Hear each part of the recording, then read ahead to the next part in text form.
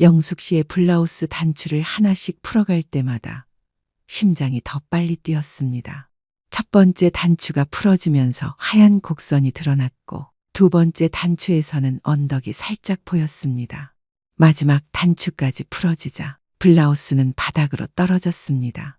67살의 나이에 이런 순간을 경험할 줄은 몰랐습니다. 영숙 씨는 저보다 훨씬 어렸고 피부가 정말 부드러웠습니다. 어리니까 몸매도 탄력 있고 촉감이 완전히 달랐습니다. 치마 지퍼를 내릴 때는 눈을 뗄 수가 없었습니다. 이런 일이 정말 일어나고 있다는 게 믿어지지 않았거든요. 안녕하세요. 사이비녀와 있었던 오늘의 사연입니다. 좋아요와 구독 버튼 눌러주시면 고맙겠습니다. 버튼을 누르는 것은 무료입니다. 따봉 모양인 좋아요 버튼 꾹 눌러주세요. 버튼 한번 눌러주시면 앞으로도 흥미로운 이야기를 가져오는데 많은 도움이 됩니다. 안녕하세요. 저는 올해 67세가 된 정호민이라고 합니다. 40년 넘게 고등학교에서 수학을 가르치다가 재작년에 은퇴했습니다. 오늘 제가 여러분께 들려드릴 이야기는 정말 부끄럽고 창피한 일이지만 저와 같은 피해를 당하는 분들이 없었으면 해서 용기를 내어 말씀드리려고 합니다. 은퇴 후의 생활은 생각보다 힘들었습니다. 40년간 매일 아침 7시면 일어나서 학교에 가고 아이들을 가르치던 그런 일상이 갑자기 사라지니까 정말 무료했습니다. 아내는 항상 바빴습니다. 개모임도 나가고 장구도 치러 다니고 친구들과 여행도 자주 갔습니다. 저보다 5살 어린 아내는 활동적인 성격이라 은퇴한 저와는 다르게 할 일이 많았습니다. 딸들은 둘 다 30이 넘었는데 아직 결혼을 안 했습니다. 큰딸은 37, 작은딸은 35인데 둘 다 회사 다니느라 바쁘다며 연애할 시간이 없다고 합니다. 제가 몇 번 언제 결혼할 거냐, 좋은 사람 있으면 소개해달라고 했더니 전화도 잘 안 받고 집에도 자주 오지 않습니다. 아내는 아빠가 너무 재촉해서 애들이 부담스러워한다. 하지만 부모 마음이 어떻겠습니까? 하루하루가 무료하게 지나가던 어느 날이었습니다. 동네 마트에 장을 보러 갔다가 돌아오는 길이었는데 길가에서 한 여성이 휴지를 나눠주고 있었습니다. 50대 초반 정도로 보이는 분이었는데 정말 미인이었습니다. 단정하게 빗은 머리, 깔끔한 옷차림, 그리고 무엇보다 환한 미소가 인상적이었습니다. 안녕하세요. 휴지 하나 가져가세요. 그분이 저에게 다가와서 말했습니다. 아, 괜찮습니다. 아니에요. 그냥 가져가세요. 율무차도 한 잔 드릴게요. 따뜻한 율무차까지 건네주었습니다. 은퇴 후 사람들과 대화할 기회가 줄어든 저에게는 그런 친절함이 참 고마웠습니다. 참, 혹시 시간 되시면 여기에 번호 하나 적어주실 수 있을까요? 그분이 작은 메모지를 내밀었습니다. 번호요. 네, 좋은 모임이 있으면 연락드리려고요. 요즘 혼자 계시는 어르신들이 많아서 또래분들이 함께 할 수 있는 자리를 만들고 있거든요. 그때는 정말 아무 생각 없이 번호를 적어줬습니다. 그분이 워낙 미인이기도 했고 은퇴 후 사람 만날 기회가 없어서 좋은 모임이 있다면 나쁠 것 없다고 생각했던 거죠. 감사합니다. 제 이름은 최영숙이에요. 연락드릴게요. 그날 저녁부터 연락이 오기 시작했습니다. 처음에는 문자였습니다. 안녕하세요. 오늘 율무차 드린 최영숙이에요. 오늘 하루 어떻게 보내셨어요? 정중한 안부 인사였습니다. 그 다음 날도 문자가 왔습니다. 날씨가 추워졌는데 감기 조심하세요. 그 다음 날에는 오늘 좋은 하루 되세요. 메시지와 함께 예쁜 꽃 사진까지 보내주었습니다. 처음에는 기분이 좋았습니다. 누군가 저를 챙겨준다는 느낌이 들어서요. 일주일 정도 지나니까 전화가 오기 시작했습니다. 호민 씨, 안녕하세요. 오늘 시간 어떠세요? 목소리가 참 따뜻하고 부드러웠습니다. 별일 없이 지내고 있습니다.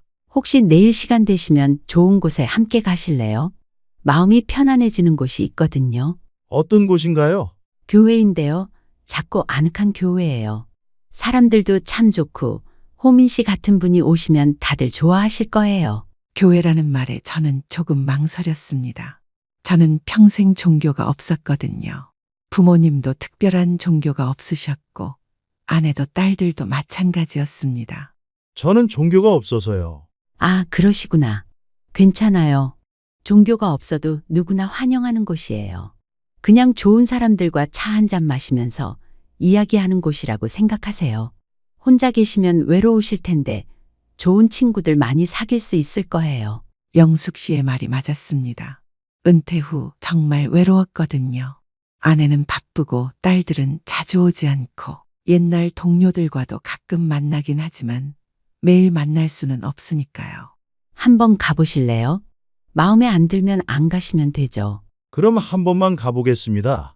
영숙 씨는 정말 기뻐했습니다. 와, 정말요? 감사해요. 내일 오전 10시에 만날까요? 제가 모셔다 드릴게요. 아니에요. 주소만 알려주시면 제가 찾아가겠습니다. 아니에요. 처음 가시는 길이니까 제가 모셔다 드릴게요. 호민 씨 집 앞에서 만나요. 다음 날 아침 영숙 씨가 저희 집 앞으로 차를 가지고 왔습니다. 흰색 차였고 영숙 씨는 단정한 옷차림으로 나타났습니다. 차 안에서 이런저런 이야기를 나누었습니다. 호민 씨는 뭐 하시는 분이세요? 고등학교에서 수학을 가르쳤는데 작년에 은퇴했습니다. 와, 선생님이셨구나. 멋지시네요. 수학 잘하는 사람 정말 존경해요. 영숙 씨는 제 말에 관심을 가지고 들어주었습니다. 대화하다 보니 교회에 금방 도착했습니다.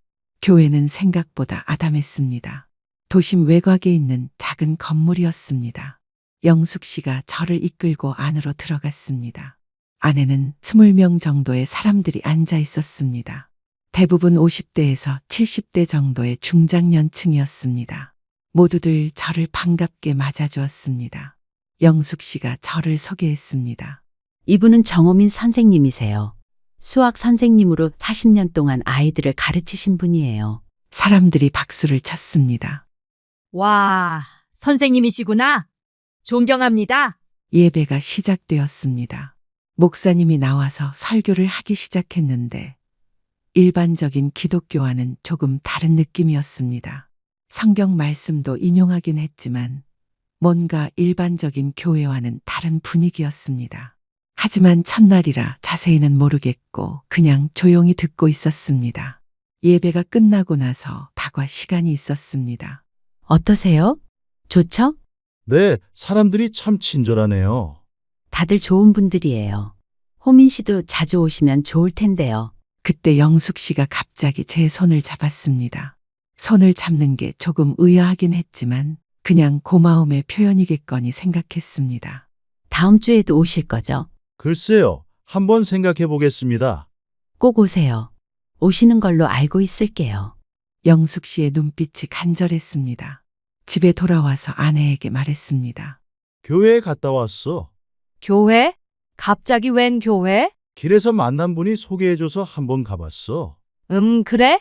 어땠는데? 사람들이 친절하더라고. 근데 좀 이상한 것 같기도 하고. 이상하다는 게 뭐? 잘 모르겠어. 일반 교회와는 좀 다른 것 같았어. 아내는 제 얘기에 별로 관심 없어 하는 것 같았습니다. 그리고 그 주 내내 영숙 씨의 연락이 계속 왔습니다. 매일 문자가 오고 이틀에 한 번씩은 전화도 왔습니다. 솔직히 처음에는 기분이 좋았습니다. 저를 챙겨주는 사람이 있다는 게 고마웠거든요. 하지만 점점 부담스러워지기 시작했습니다. 너무 자주 연락이 오니까 좀 피곤하기도 했고요. 그래도 약속을 어길 수는 없어서 그 다음 주 일요일에 다시 갔습니다. 이번에는 제가 직접 찾아갔습니다. 영숙 씨가 교회 문 앞에서 저를 기다리고 있었습니다. 이번에도 손을 잡으며 인사했는데 지난번보다 더 오래 잡고 있었습니다. 예배 시간이 되었습니다. 자세히 들어보니 정말 일반 기독교와는 달랐습니다. 목사님이 하는 말이 성경 내용과는 거리가 있어 보였고 뭔가 이상한 교리를 가르치는 것 같았습니다. 세상의 끝이 곧 온다. 우리만이 구원받을 수 있다. 이런 내용들이었습니다. 평생 무종교로 살아온 저에게는 종교 자체가 어색했는데 일반적인 기독교와도 다르다는 느낌이 들어서 더욱 혼란스러웠습니다. 예배가 끝나고 영숙 씨가 다가왔습니다. 오늘 말씀 어떠셨어요? 응, 좀 어려워서 잘 모르겠습니다. 처음에는 다 그래요. 계속 오시면 이해하게 될 거예요. 호민 씨는 머리가 좋으시니까 금방 깨달으실 거예요. 이번에도 손을 잡았는데 계속 잡고 있었습니다. 영숙 씨의 양손으로 제 손을 감쌌습니다. 다음 주에도 오실 거죠? 한 번만 더 나와봐요. 오시는 걸로 알고 있을게요. 거절할 타이밍을 놓친 저는 그 다음 주에 또 교회를 가게 되었습니다. 세 번째로 갔을 때는 더욱 이상했습니다. 영숙 씨가 예배 중간에 제 어깨에 손을 올렸습니다. 예배가 끝나고 영숙 씨가 잠깐 이야기할 게 있다 했습니다. 다른 사람들이 다 가고 나서 둘만 남게 되었습니다. 호민 씨, 우리 교회 어떠세요? 아직 잘 모르겠습니다. 종교가 처음이라서요. 그래도 계속 나오실 거죠? 글쎄요. 솔직히 말씀드리면 다음부터는 안 나올 것 같습니다. 평생 종교 없이 살아왔는데 갑자기 종교를 가지는 게 쉽지 않네요. 저랑은 좀 안 맞는 것 같아요. 영숙 씨의 표정이 급하게 변했습니다. 호민 씨, 그렇게 말씀하시면 안 돼요. 하나님이 호민 씨를 이곳으로 이끄신 거예요. 이건 우연이 아니라 하나님의 뜻이에요. 저는 종교에 대해서 잘 모르니까. 호민 씨, 잠깐만요. 호민 씨가 얼마나 외로우신지 알아요. 은퇴하시고 할 일도 없고 가족들도 바쁘고. 저도 다 알고 있어요. 정말 그런 상황이었기 때문에 영숙 씨의 말이 마음에 와 닿았습니다. 여기서 만난 우리 인연이 얼마나 소중한데요. 호민 씨 같은 분을 놓칠 수 없어요. 그러면서 제 손을 다시 잡았습니다. 호민 씨, 저 정말 호민 씨가 좋아요. 처음 길에서 봤을 때부터 뭔가 특별한 분이라는 느낌이 들었어요. 영숙 씨, 무슨 말씀이세요? 호민 씨는 정말 멋진 분이에요. 선생님이셨고, 학식도 있으시고, 인품도 좋으시고, 그러면서 제 어깨에 손을 올렸습니다. 이런 분을 만나게 된 게 너무 감사해요. 영숙 씨, 저는 기혼자입니다. 알아요. 하지만 마음이라는 게 뜻대로 되는 건가요? 저는 혼자예요. 남편이 5년 전에 돌아가셨거든요. 저희가 서로 의지하면 안 될까요? 영숙 씨가 점점 더 가까이 다가왔습니다. 호민 씨, 저 진짜 호민 씨가 좋아요. 그러면서 제 팔을 만졌습니다. 호민 씨, 잠깐 차 한 잔만 해요. 제발요. 설명할 게 있어요. 차 한 잔이요? 네, 교회 안에 작은 방이 있어요. 거기서 조용히 이야기해요. 5분만 시간 내주세요. 저는 잠깐 망설였습니다. 하지만 마지막이니까 이야기는 들어봐야겠다는 생각이 들었습니다. 5분만요. 네, 고마워요.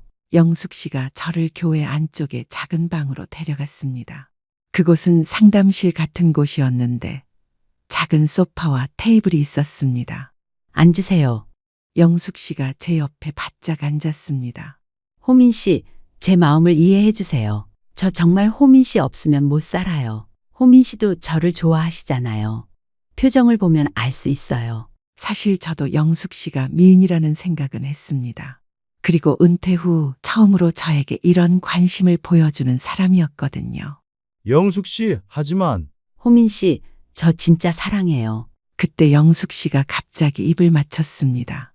정말 당황스러웠지만 이상하게 거부하지 못했습니다.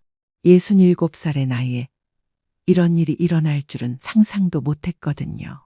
영숙 씨는 54살이었는데 저보다 13살이나 어렸습니다.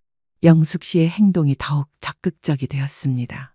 셔츠 단추를 풀기 시작했고 저도 모르게 영숙 씨를 안고 있었습니다.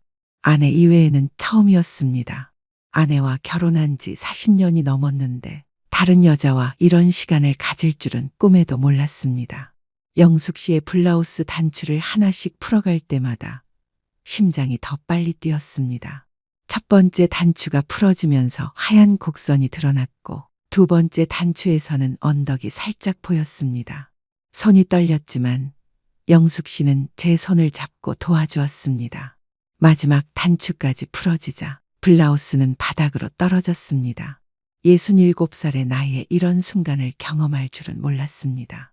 영숙 씨는 저보다 훨씬 어렸고 피부가 정말 부드러웠습니다. 어리니까 몸매도 탄력 있고 촉감이 완전히 달랐습니다. 치마 지퍼를 내릴 때는 눈을 뗄 수가 없었습니다. 이런 일이 정말 일어나고 있다는 게 믿어지지 않았거든요. 저는 기쁨의 춤이라도 추고 싶었습니다. 67살의 나이에 이런 즐거움을 느낄 줄은 몰랐거든요. 심장이 빠르게 뛰었고 온몸에 전기가 흐르는 것 같았습니다.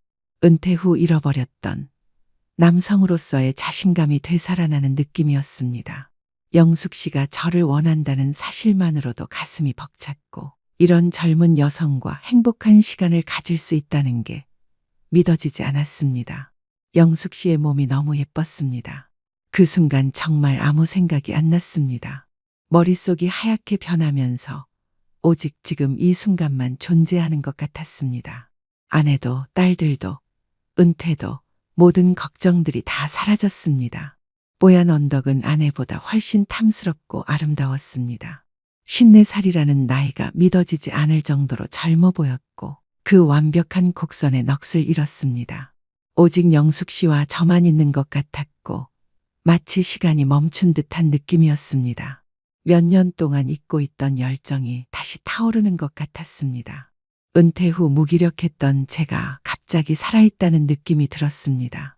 사랑을 나눈 후에 저는 정말 복잡한 심정이 들었습니다.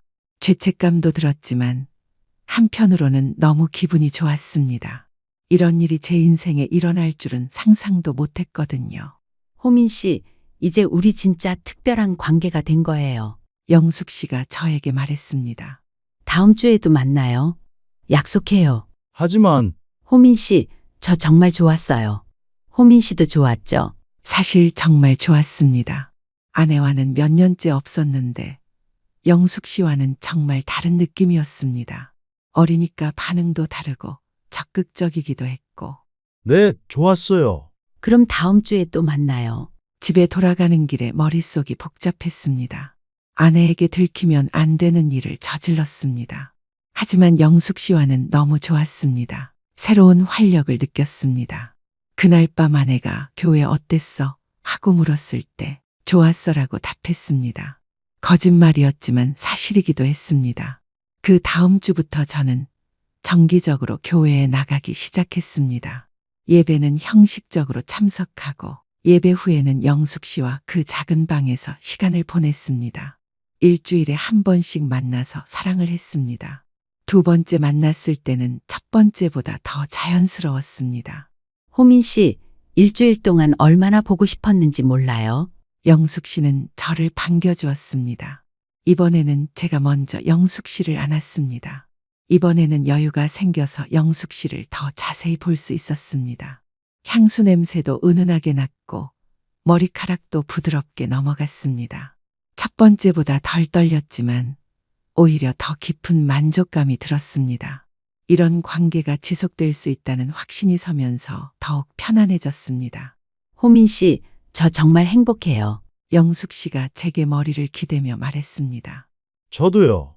정말 그랬습니다. 67살에 이런 기분을 느낄 줄은 몰랐거든요. 호민 씨는 정말 멋져요. 나이가 들어도 이렇게 건강하시고. 영숙 씨의 말이 자존심을 세워주었습니다. 은퇴 후 자신감이 많이 떨어져 있었는데 영숙 씨가 저를 원한다는 게 정말 기분 좋았습니다. 사랑을 할 때마다 저는 점점 더 행복했습니다. 아내와는 몇 년째 그런 관계가 없었는데 영숙 씨와는 정말 젊어지는 기분이었습니다. 영숙 씨도 저와의 행복을 즐기는 것 같았고 그 모습을 보면 더욱 기분이 좋았습니다. 한 달, 두 달이 지나갔습니다. 저는 영숙 씨와의 관계에 점점 빠져들었습니다. 은퇴 후 무료했던 생활에 활력이 생겼고 누군가 저를 원한다는 느낌이 정말 좋았습니다. 영숙 씨도 호민 씨가 없으면 못 살겠어요. 호민 씨 생각만 하고 살아요라고 계속 말했습니다. 저도 점점 영숙 씨에게 빠져들었습니다. 일주일에 한 번 만나는 게 기다려졌고 그 시간이 제 삶의 유일한 즐거움이 되었습니다. 교회 예배는 여전히 이상했습니다. 일반 기독교와는 다른 내용들이 계속 나왔지만 영숙 씨와의 관계 때문에 교회를 그만둘 수는 없었습니다. 오히려 예배는 영숙 씨를 만나기 위한 핑계가 되었습니다. 아내는 요즘 교회 열심히 다니느라고 했습니다. 좋은 사람들이 많아서라고 답했습니다. 딸들도 아빠가 할 일이 생겨서 좋다고 했습니다. 모든 사람들이 제가 종교 생활을 한다고 생각했지만 실제로는 영숙 씨를 사랑하느라 행복한 시간을 보내고 있었습니다. 3달째가 되었을 때 영숙 씨가 말했습니다. 호민 씨, 우리 더 자주 만나면 안 될까요? 더 자주요. 일주일에 한 번은 너무 적어요. 저 호민 씨 보고 싶어서 미치겠어요. 그래서 저희는 일주일에 2번씩 만나기 시작했습니다. 수요일에도 교회에 가서 영숙 씨와 시간을 보냈습니다. 사이가 깊어질수록 저는 더욱 빠져들었습니다. 아내에게는 수요 기도회에도 나간다고 둘러댔습니다. 죄책감은 들었지만 영숙 씨를 포기할 수는 없었습니다. 영숙 씨와 사랑을 나눌 때마다 저는 정말 살아있다는 느낌이 들었습니다. 67세의 몸이지만 아직 젊은 여자를 행복하게 할 수 있다는 자신감도 생겼고 영숙 씨가 저를 원한다는 게 너무 기분 좋았습니다. 하지만 교회를 나간 지 4달쯤 되었을 때 영숙 씨가 갑자기 이상한 말을 하기 시작했습니다. 평소처럼 사랑을 나눈 후 그 작은 방에서 쉬고 있을 때였습니다. 호민 씨, 이제 중요한 결정을 해야 할 때가 왔어요. 무슨 결정을 말하는 거야? 곧 세계의 종말이 와요. 정확히 6개월 후에 대재앙이 일어날 거예요. 그게 무슨 말이야? 저는 깜짝 놀랐습니다. 목사님이 하나님으로부터 직접 계시를 받으셨어요. 6개월 후에 지구에 대재앙이 일어나고 우리 교회 사람들만 구원받을 수 있대요. 이게 갑자기 무슨 말이지? 황당했습니다. 완전히 말이 안 되는 소리였습니다. 그래서 우리는 지금부터 준비해야 해요. 세상의 모든 것을 정리하고 교회에서 함께 살면서 그날을 기다려야 해요. 교회에서 함께 살다니? 네, 모든 재산을 교회에 바치고 교회에서 공동생활을 하는 거예요. 저는 영숙이가 하는 말에 정말 충격을 받았습니다.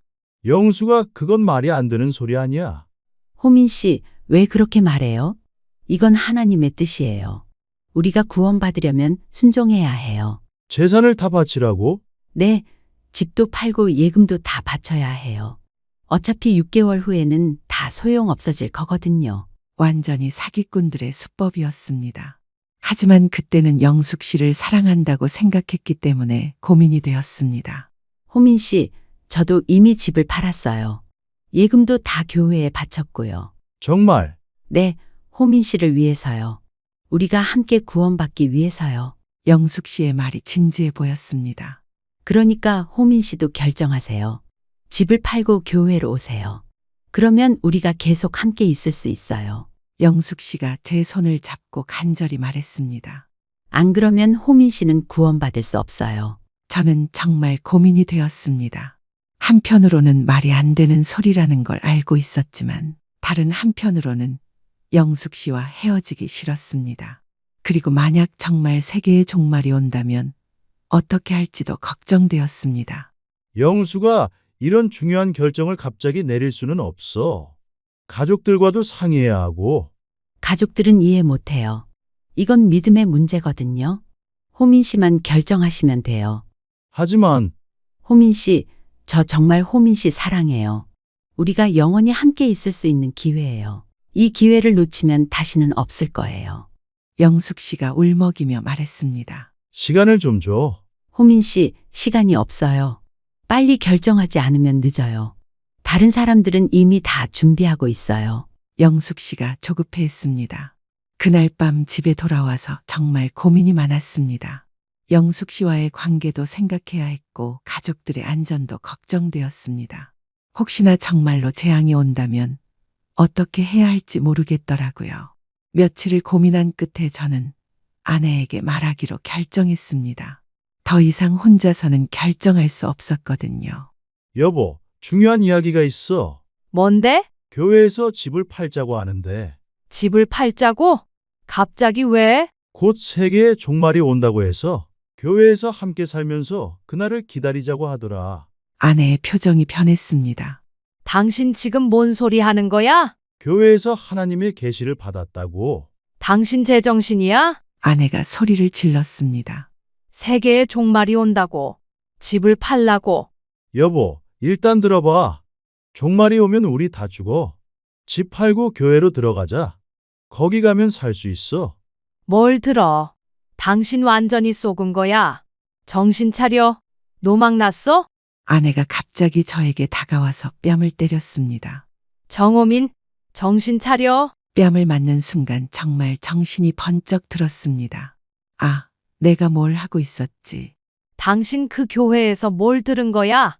40년 동안 수학 가르치던 사람이 이런 말도 안 되는 소리를 믿어? 아내의 말이 맞았습니다.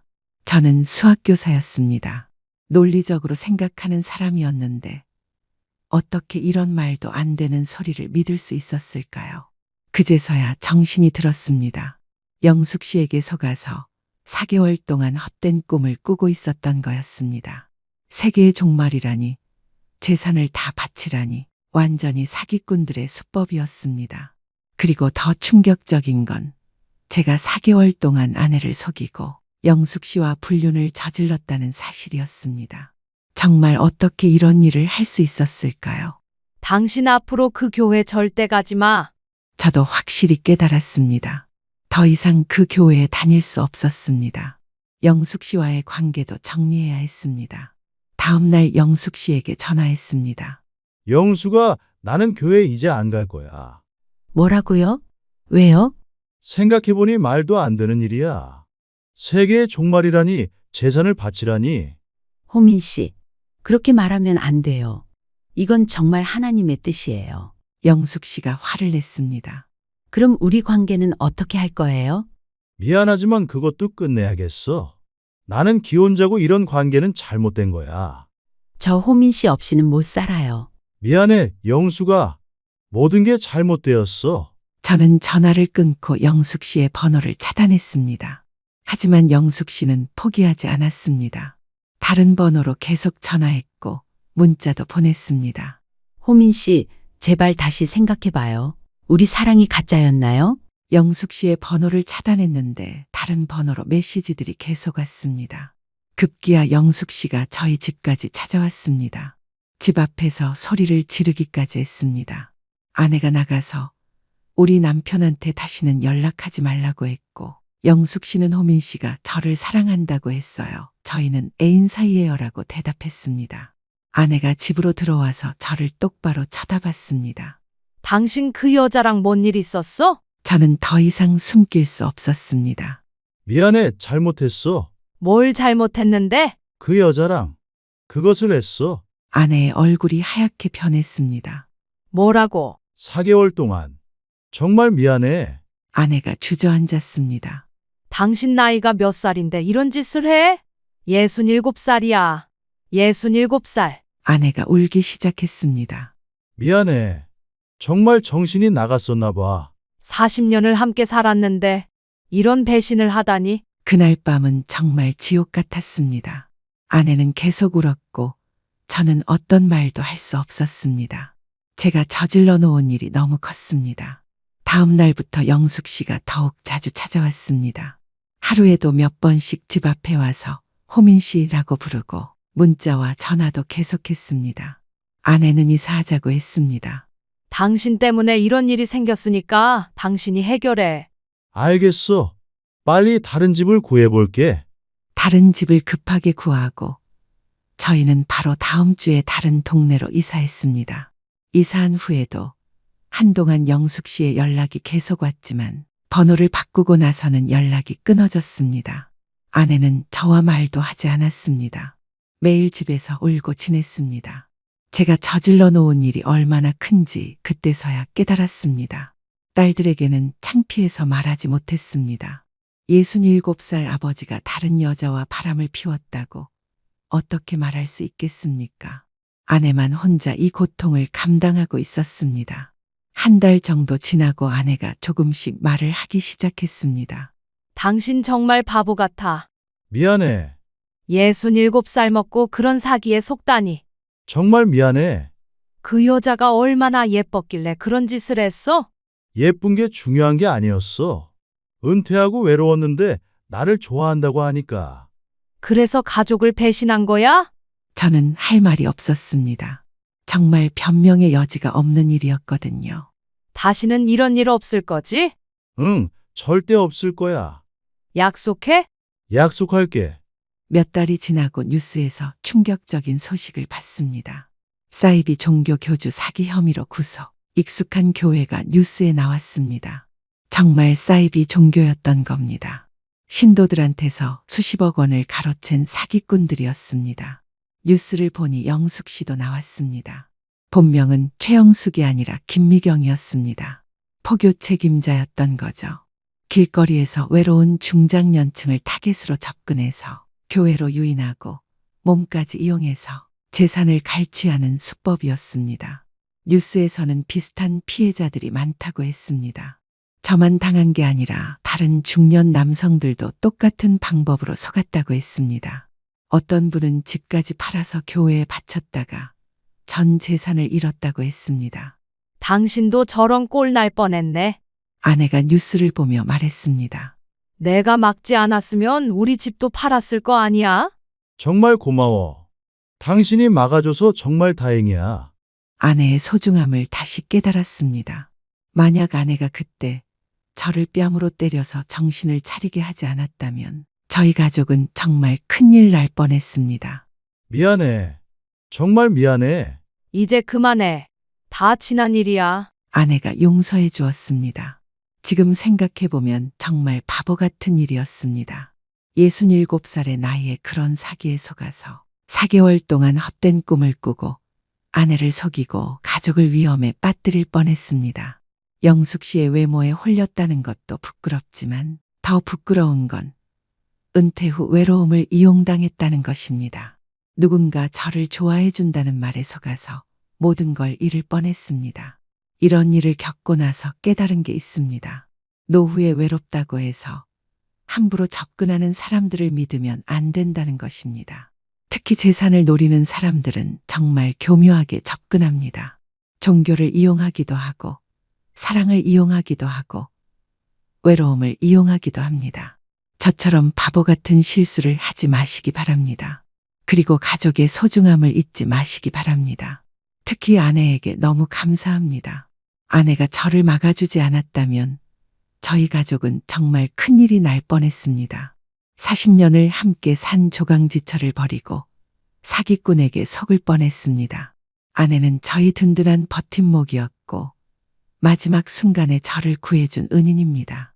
조강지처를 버리면 안 됩니다. 가족이 뭔가 이상하다고 하면 귀담아 들으시기 바랍니다.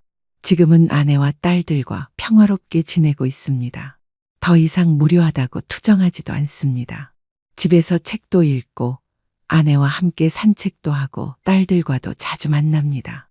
이런 경험하고 얻은 교훈이 있다면 나이가 들어도 정신을 바짝 차리고 살아야 한다는 것입니다. 그리고 가족보다 소중한 건 없다는 것입니다. 여러분도 저 같은 실수를 하지 마시고 항상 조심하시기 바랍니다.